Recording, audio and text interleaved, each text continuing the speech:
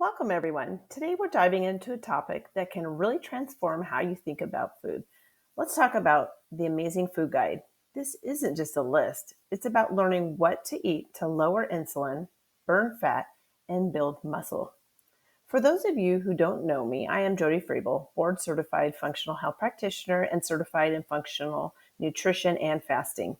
I help midlife women thrive. Now, why is this amazing? Because understanding the right foods can empower you to make choices that benefit your health and well being. The focus here is on making informed decision as we go through this guide. You'll see how it encourages you to fill your fridge and pantry with foods that are lower in starches and sugars while being rich in protein, healthy fats, and fiber. This is not just about diet, it's about creating a lifestyle that supports your goals. By the end of our session today, you'll have practical steps to apply what you've learned, helping you make the most of this information. Don't forget, I'm here for any questions you might have along the way. Let's get started.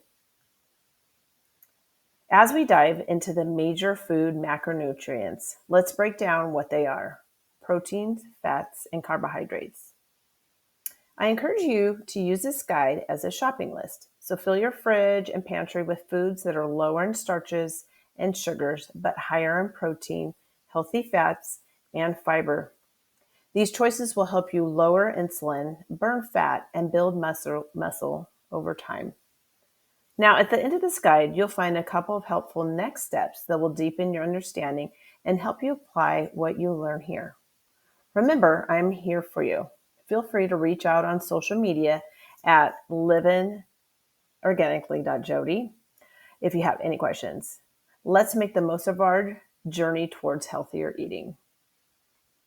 So some topics we'll discuss today: prioritizing protein at every meal, eating plenty of healthy fats, filling up on fiber, and your next steps. So let's talk about protein, because it's honestly one of the most underrated tools we have for feeling better in midlife. Most women I work with are under eating protein without even realizing it. They'll grab a smoothie or a salad, but there's barely any protein in it. And then they wonder why they're exhausted or craving sugar by 3 p.m. Protein is the raw material your body uses to build hormones. If you're not getting enough, your body literally doesn't have what it needs to function well hormonally.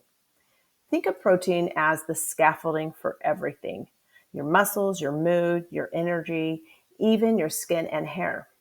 One of the biggest shifts I see when women start eating more protein is fewer cravings, especially at night.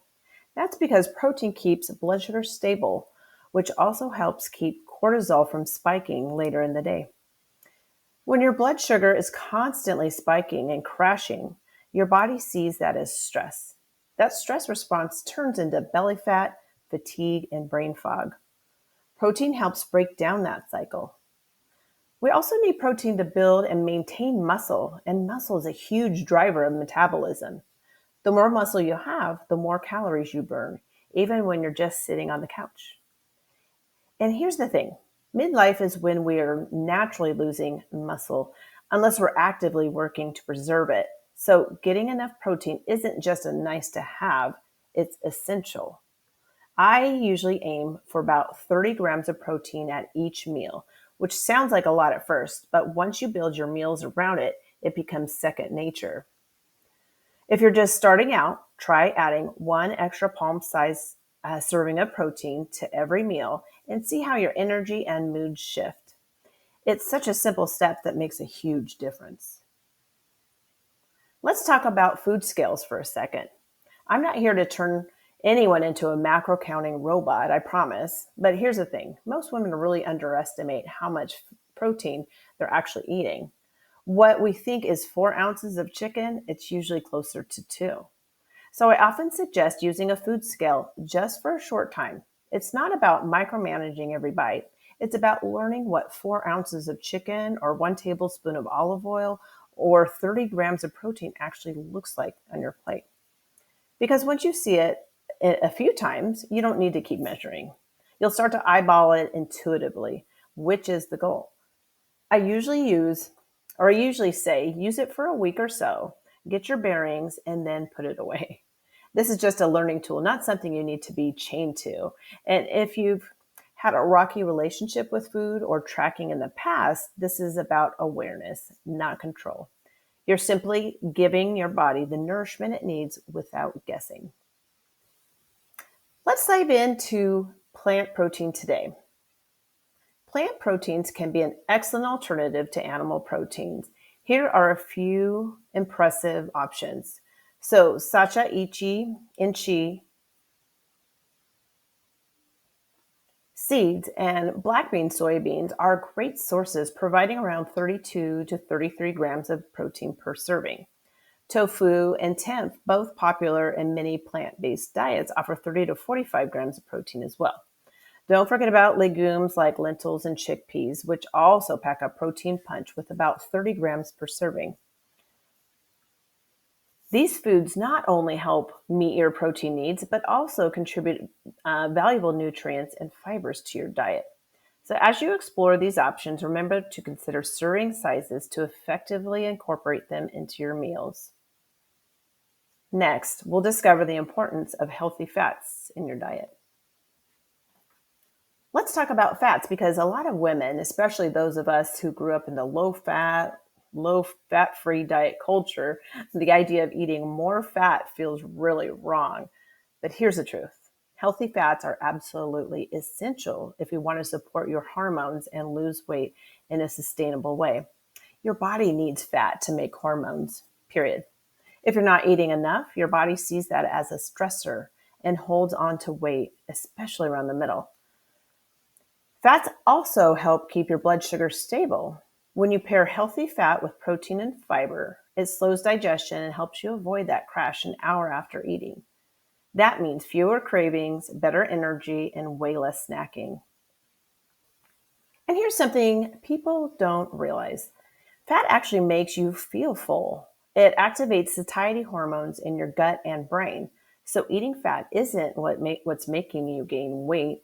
Overeating processed carbs, sugar, and eating meals that don't keep you full are more often the culprits. So don't be afraid to add some avocado to your breakfast, cook your veggies in olive oil, or throw a handful of pumpkin seeds on your salad. These are nutrient-dense, hormone-supportive foods that help your body release weight, not store it. You don't need to overdo it, but you shouldn't avoid it. Fat is your friend, not your enemy.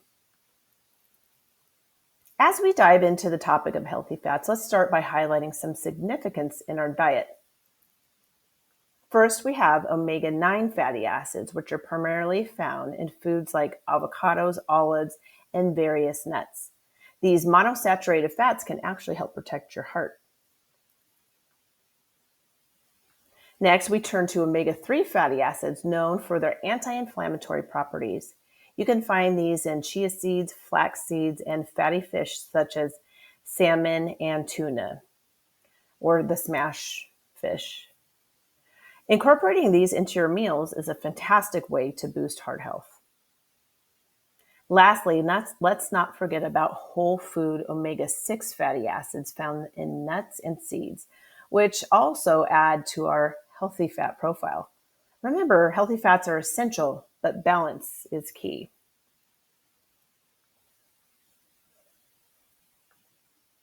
Let's talk about saturated fats. It's important to note that not all saturated fats are created equal. Some may cause inflammation, while those with dairy sensitivities, especially with those with dairy sensitivities, there are three types of saturated fatty acids: short chain fatty acids, which come from fiber digested in your gut; medium chain fatty acids, often referred to as MCTs, which are considered healthy; long chain fatty acids, which are what we primarily consume. Their health impact varies depending on whether they contain inflammatory substances. Sources of saturated fats include animal fat, certain meats, eggs, butter, and dairy products like cheese and milk, as well as coconut and palm kernel oils. As we proceed, keep in mind that while saturated fats can raise LDL cholesterol, it's crucial to understand that LDL particle number, and size are what truly matter for cardiovascular health. Let's explore the implications of these fats on your health further. Let's clear something up about saturated fats, because a lot of people still worry that eating fats like coconut oil, grass-fed butter, or full-fat dairy will raise their cholesterol and lead to heart disease. And yes, saturated fats can raise LDL cholesterol. That part is true. But here's the thing that most people and even doctors don't talk about. It's not just about LDL-C, which is the cholesterol content in LDL particles. What really matters for cardiovascular risk is LDL particle number, LDLP, and LDL particle size. Saturated fat actually increases the size of LDL particles and also raises HDL, the good cholesterol, which are both protective against heart disease. So the full picture is more nuanced than just saturated fat is bad. That said, if you've had labs that show elevated ApoB or LP(a), which are stronger markers for heart disease risk, then yes, in this case, we'd be more cautious with saturated fat and focus more on healthy monounsaturated fats like olive oil, avocados, and nuts, and unprocessed polyunsaturated fats like fatty fish, flax, or chia seeds. So it's not about fearing fat. It's about personalizing your fat intake based on your labs and risk factors. And honestly, most people do better with a balanced approach that includes all three types of fat which with an emphasis on quality and whole food sources. Now let's talk about the fats we do want to avoid, what I call the inflammatory fats. These are the ones that actually do contribute to things like weight gain, hormonal disruption, and chronic inflammation, especially in women going through perimenopause and menopause. We're talking mostly about highly processed vegetable oils like soybean oil, corn oil, canola oil, sunflower oil, and cottonseed oil. These are the seed oils we want to avoid.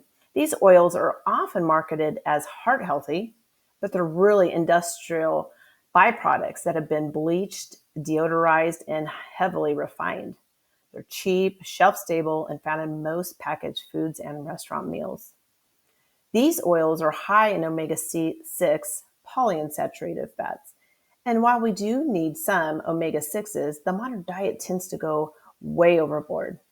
Too much omega-6 compared to omega-3 creates a pro-inflammatory environment in the body, which can drive things like joint pain, skin issues, brain fog, and even increased risk of metabolic and autoimmune issues.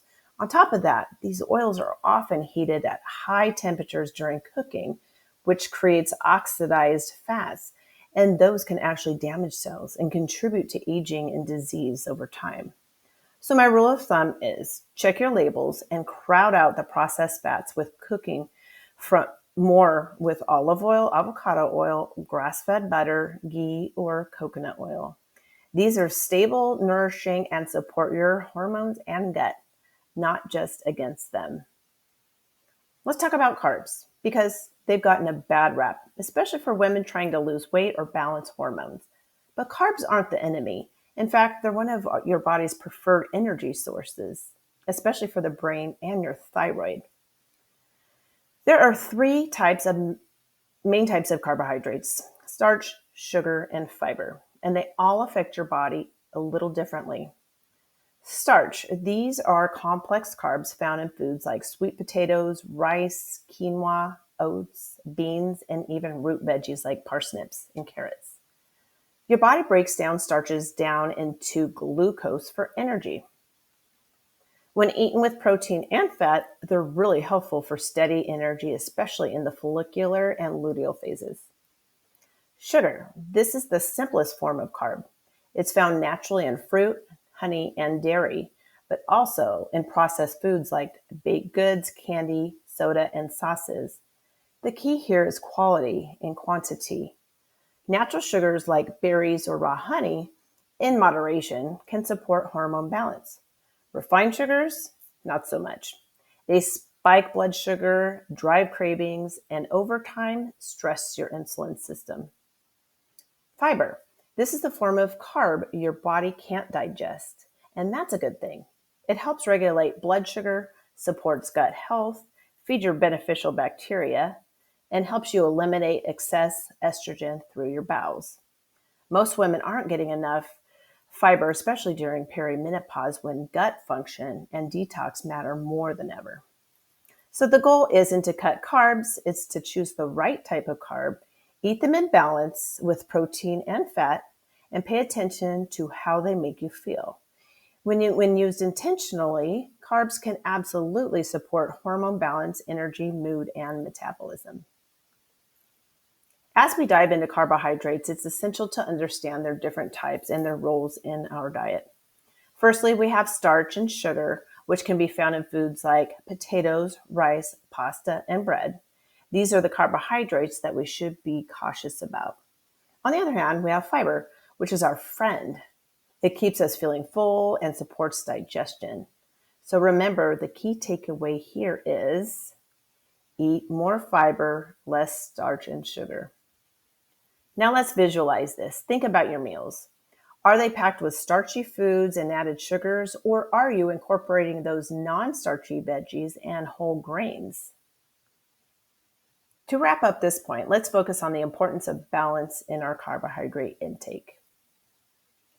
Next, we will explore specific guidelines on net carbohydrates. Stay tuned. As we dive into the topic of net carbohydrates, let's clarify what we mean by this term. Net carbs are calculated by taking the total carbohydrates and subtracting the fiber content. This is important because fiber is a carbohydrate that doesn't spike your insulin levels. Now, understanding net carbs is crucial for anyone looking to manage their weight or improve their health. By sticking to a lower net carb diet, you not only help reverse insulin resistance, but also support your body in lowering body fat. So here's what you need to remember. Number one, very low carb means less than 50 grams of net carbs per day. Number two, low carb is between 50 to 100 grams. Number three, moderate carb falls into the range of 100 to 150. These guidelines can help you tailor your diet to your personal health goals. And then next, we'll discover how to limit added sugars in your diet. Let's talk about added sugars and their recommended limits. We recommend limiting added sugar to 25 grams per day for women and 35 grams for men. Why is this important? High sugar intake can lead to various health issues, including weight gain and insulin resistance. Keeping these numbers in mind can help us make better food choices. Remember, not all sugars are visible. It's crucial to read labels because many processed foods contain hidden sugars that can quickly add up. As we move forward, we'll discuss specific foods that are high in added sugars and how to avoid them. Now let's dive into the foods that are high in added sugar. These include common items like pop or soda, candy, cake, cookies, donuts, and even fruit juices. It's important to be aware that many processed foods also contain hidden sugars. In fact, there are over 60 different names for added sugar. When you read the ingredient list, look out for terms like syrup, dextrose, glucose, fructose, caramel, and sucrose. Understanding what's in our food is crucial for maintaining a healthier diet and managing your carbohydrate intake. As we continue, we'll discover sugar-free ingredients that you might want to avoid as well. Now, here's something a lot of people don't realize. Just because something is labeled sugar-free doesn't mean it's blood sugar friendly or good for your hormones. Some sugar substitutes can still raise blood sugar, either right away or by negatively impacting your gut microbiome, which can throw off your insulin response and metabolism over time. Ingredients to watch out for includes sucralose, maltodextrin, saccharin, acetylsaflame, potassium, and aspartame. These are found in a ton of products that look healthy on the surface, like protein bars, flavored waters, yogurts, and even some electrolyte powders. The problem is they confuse the body. Some of them spike insulin, others disrupt gut bacteria, and a few even trigger cravings and overeat signals because your brain thinks it's getting sugar but doesn't. So my tip, always scan the ingredient label, not just the sugar grams on the front. The fewer artificial sweeteners, the better. If you're looking for better alternatives, think organic monk fruit, stevia, pure, not blended, raw honey, and small amounts of maple syrup tend to be easier on both hormones and blood sugar when used intentionally. Let's talk about some healthier sugar substitutes that can help us reduce our sugar intake without sacrificing taste. I recommend considering stevia or organic monk fruit as your primary sugar substitutes. They are natural, low-calorie options that won't spike your blood sugar levels. I love these, specifically the monk fruit. Another option is erythritol, which is a sugar alcohol. However, be aware that it may cause some bloating or gas for certain individuals. And remember, there are plenty of delicious low-carb desserts available. You can explore using almond or coconut flour for these sweet treats. If you need ideas, I encourage you to search for low-carb or sugar-free desserts on Google or Pinterest. You'll find a wealth of creative recipes to try.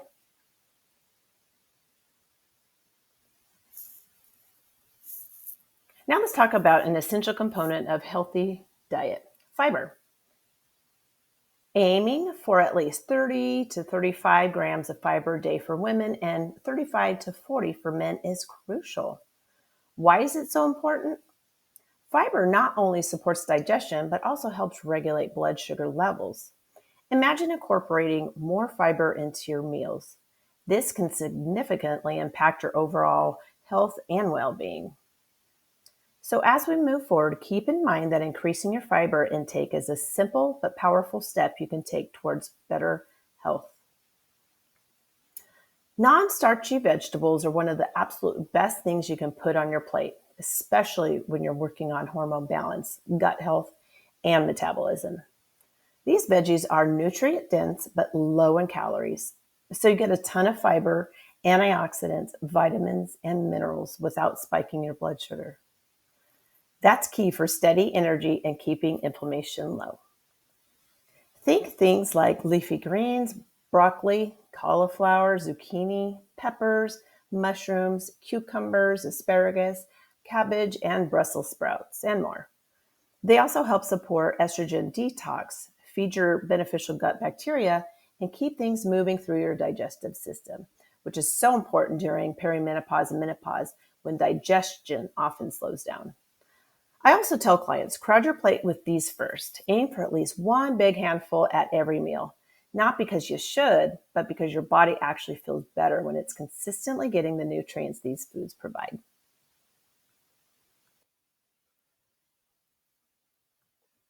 Let's dive into some specific examples of non-starchy vegetables that are not only packed with fiber, but also low in calories. Here we see a variety of foods like black soybeans, asparagus, and artichokes. Black soybeans are a fantastic choice, providing 6 grams of fiber in just half a cup, while only containing 130 calories. Other options like asparagus and edamame offer 4 grams of fiber each, making them excellent for boosting your intake with minimal calories. Let's dive deeper into non-starchy vegetables, which are a fantastic addition to our diets. First, these vegetables are incredibly low in net carbohydrates, typically 5 grams or less per serving. This makes them an excellent choice for those looking to manage their carbohydrate intake.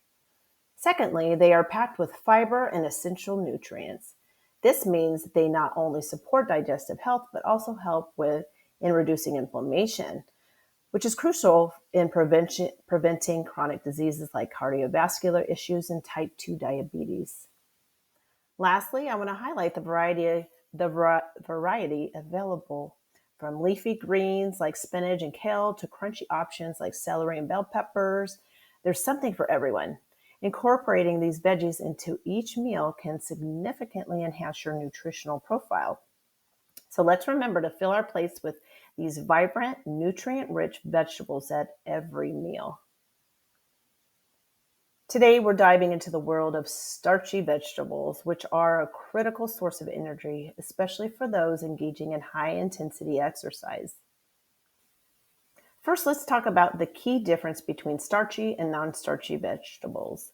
Starchy vegetables contain more than 5 grams of net carbohydrates per serving.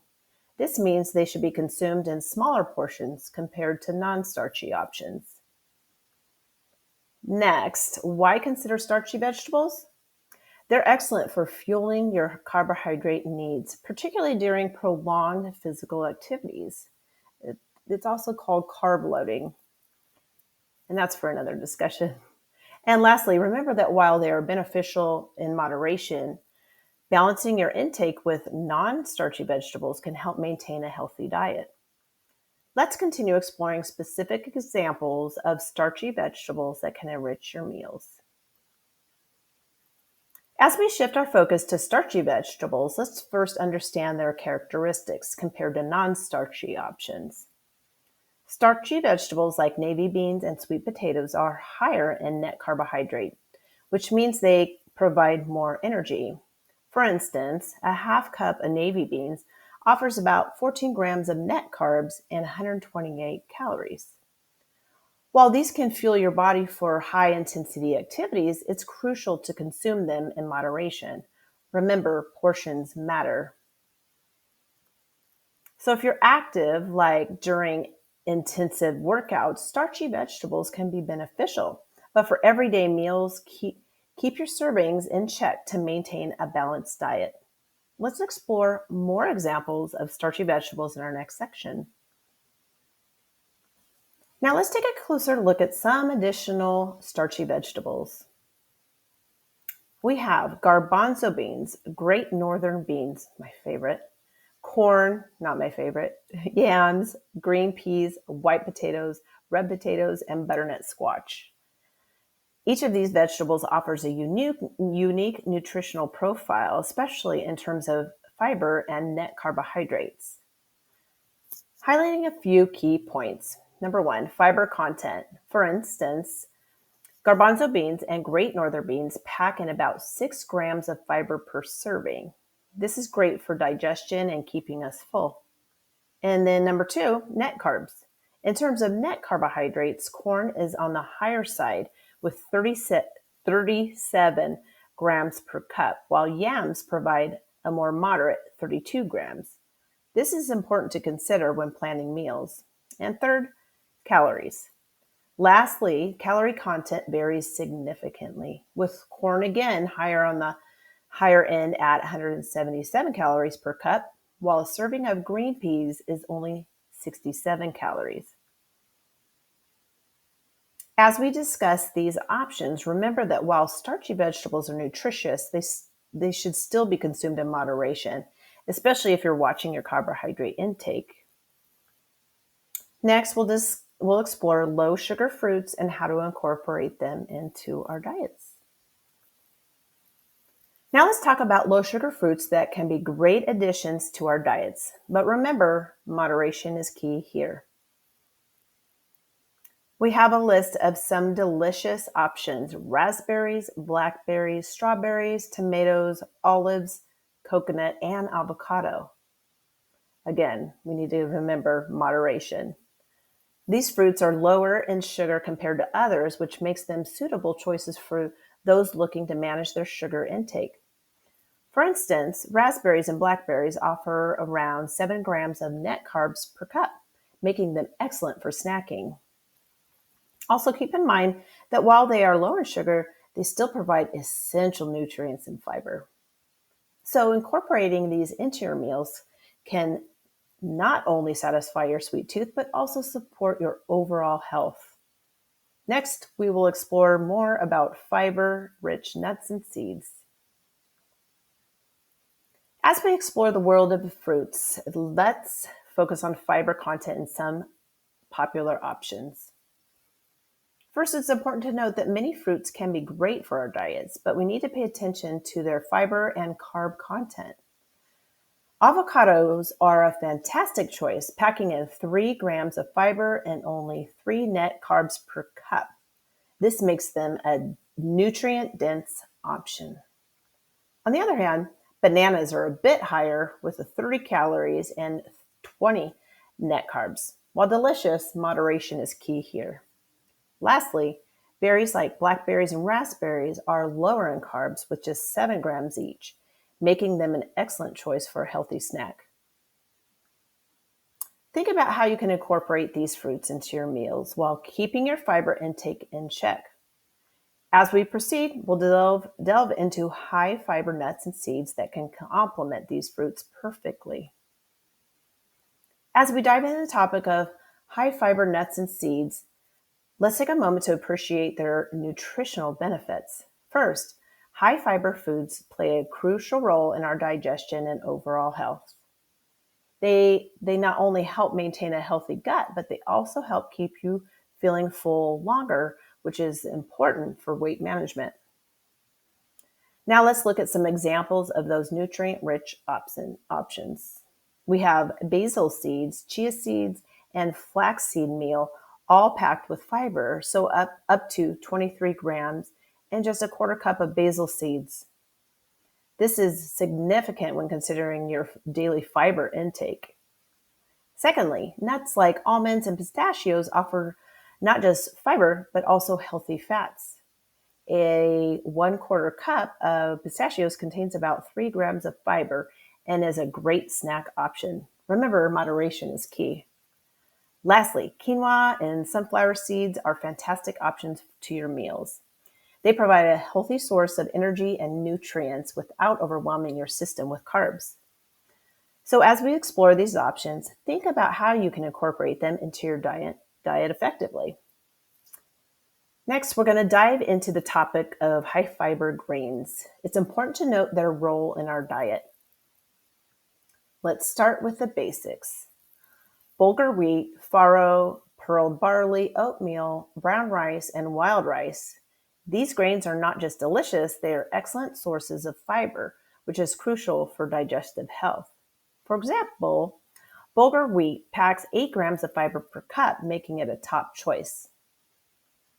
It's also essential to consume these grains in moderation, ideally towards the end of your meal. This helps balance your overall intake and supports healthy digestion. Lastly, if you're looking for energy, these grains can provide the necessary carbohydrates, especially if you're engaging in physical activities. So in summary, integrating high fiber grains into your meal can enhance your health while providing sustained energy throughout the day.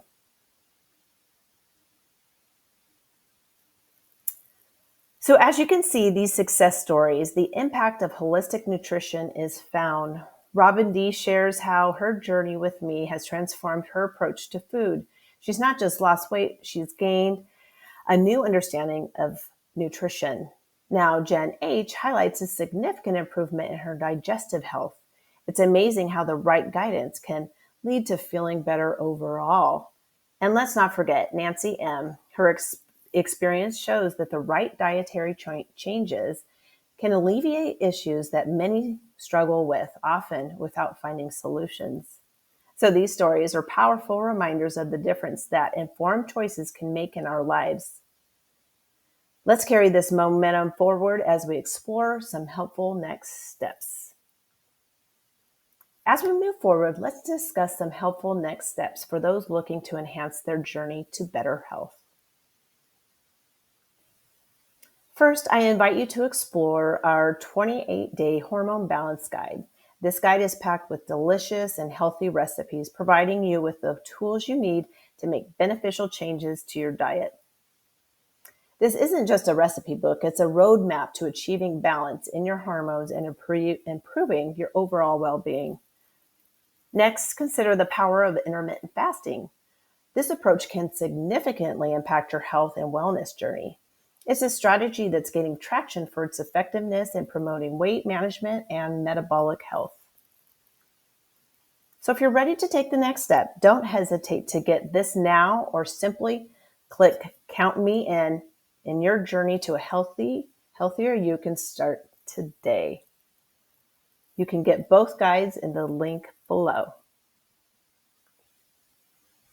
As we wrap up today, I want to ensure you have all the resources you need to continue your journey toward better health.